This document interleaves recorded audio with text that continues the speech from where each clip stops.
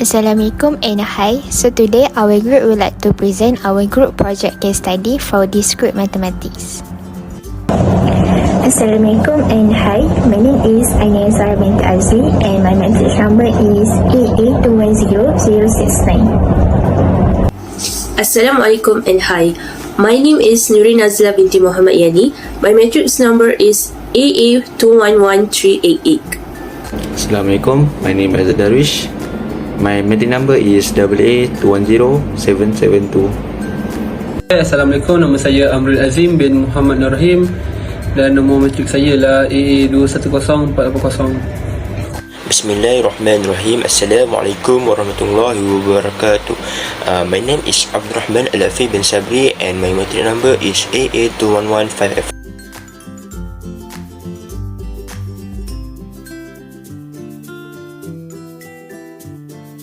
So first of all, I will present about the problem statement. For our case study, there is one problem that we should solve and we present the solution in a graph and solve the problem using one algorithm. So the problem is, Ali lives in a house in a suburb Bernam. Ali's sister's wedding will be held in Sarawak on 8 December and he must arrive in Sarawak 3 days before the wedding. The ticket for the airplane to Sarawak will be on 4 December at 10 p.m. So by 7 p.m, Ali must arrive in KLIA Sepang to board a flight to Sarawak. So Ali wants to go to KLIA in Sepang from his house by car. So which route has the shortest distance to go to KLIA Sepang from suburb Benam? So today I'm going to explain about the type of graph that we use in this case study. So the type of graph that we use in this case study is connected graph. In connected graph is a graph in which each node in the graph is connected through an edge with another node. First, the connection between our problem and the type of graph that we choose is that all vertices in specific location get weighted. Second, a connected graph also can show the path from any point to any other point in the graph that can represent the distance of each root. The third, for generalizing all the data, the best type of graph to our problem solution is connected graph. Thank you.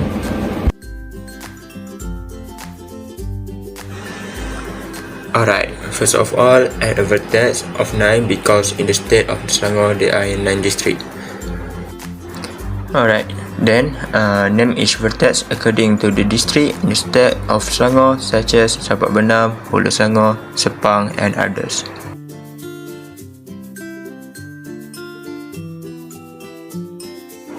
Okay, next connect each vertex and place a distance of each edges. This distance is based on Google Maps.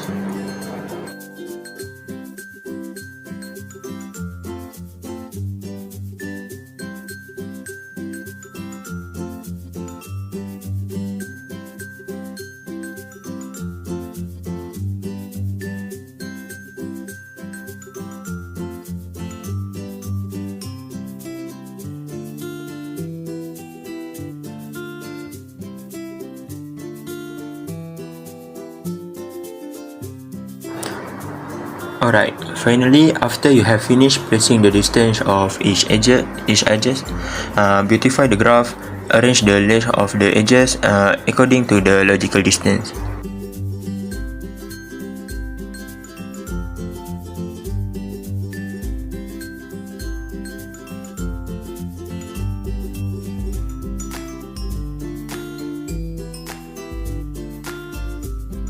Okay, Assalamualaikum, and I will talk about the graph for our use case. Okay, so from our problem, we want to go from Sabak Bernam to Sepang, and we have a total of 12 different paths that are unique.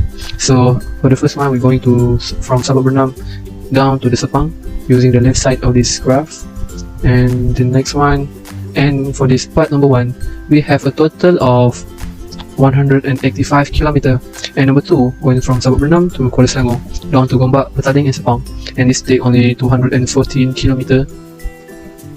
And number 3, same route going from Sabak Bernam, Kuala Selangor and Gombak, but going down to Kuala Langat and Sepang, and this take 239 km. And number 4, we're going from to the left part here to the Hulu Selangor, going down to Gombak, Petaling and Sepang, and it takes only 246 km. And for the number 5, we're going also to Kuala Selangor, down to the Kuala Langat from Gombak and to the Sepang. And this take 271 kilometer.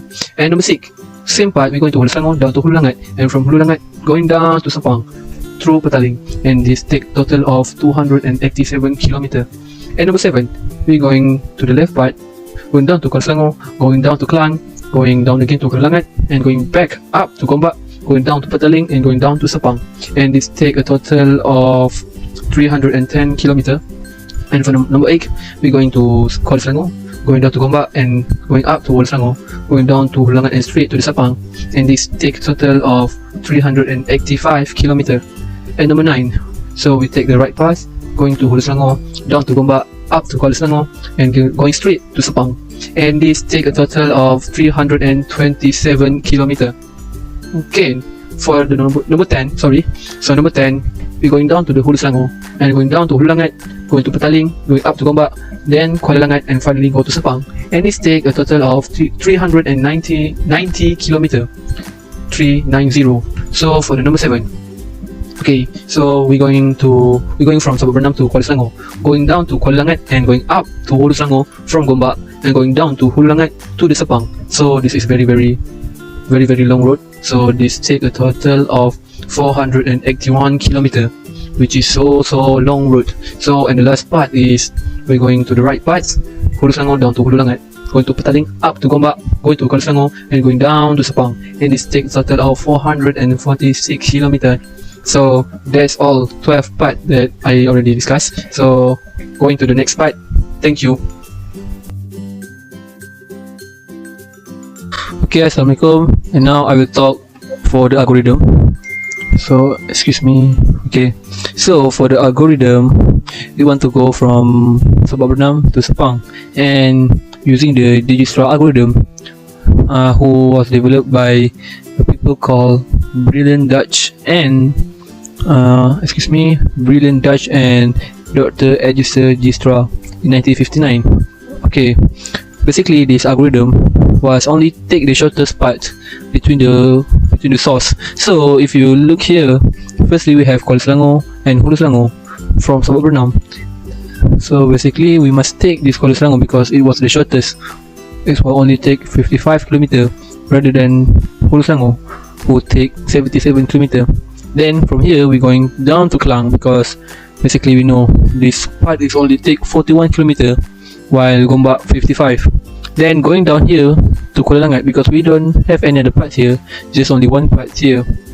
And lastly, going straight down to Sepang rather than going up to Gombak because our main destination is Sepang. So total up this all part from Sabah Bernam to Sepang using Dijkstra algorithm, we get total distance only 185 km. So that's all from me. Thank you.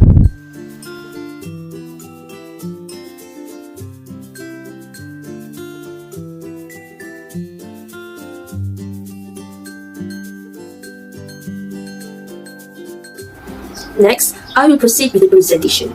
In conclusion, we can infer that the best type of graph to represent the real-life problem which we have chosen is connected graph. The reason we choose it is because there is a path from any point to any other point in the graph that can represent the distance of each point. Besides, we have used Graph Online as a tool to visualize our graph in this case study project because it is easy and convenient to use. Apart from that, there are 12 paths of routes that can be chosen for Ali to get to the destination. However, we can conclude that the shortest route that we have chosen for Ali is the third path from Table 1, which is from Sabah Bernam to Kuala Selangor, to Klang, to Kuala Langat, to Sepang, where the total distance is 185 kilometers to reach the destination.